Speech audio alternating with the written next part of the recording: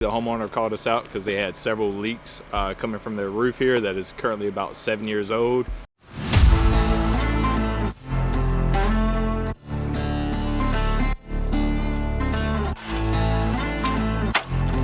current valley is a woven valley, which may have been a standard back in the day, but we're going to install a leak barrier and also a closed cut valley to better seal the valley itself. Ridge vent is currently installed. So we're going to remove the power vents, deck over them to put less holes in their roof. Plumbing stacks have been improperly installed as well. Various repairs have already been done to try to stop the leaks.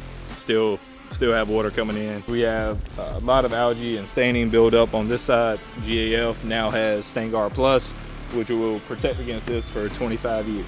What we're here to do is actually tear the current roof off, and what we're going to do is take it down to the decking. Of course, any rotten decking will be replaced.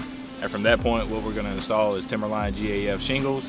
What that is backed by is a lifetime warranty, as well as a 25-year workmanship warranty. That is backed by GAF. We can do that because we are Master Elite installers. We were handpicked by GAF, and less than 1% of the roofing community is actually Master Elite installers. For more information, you can contact our office at 434-944-6005.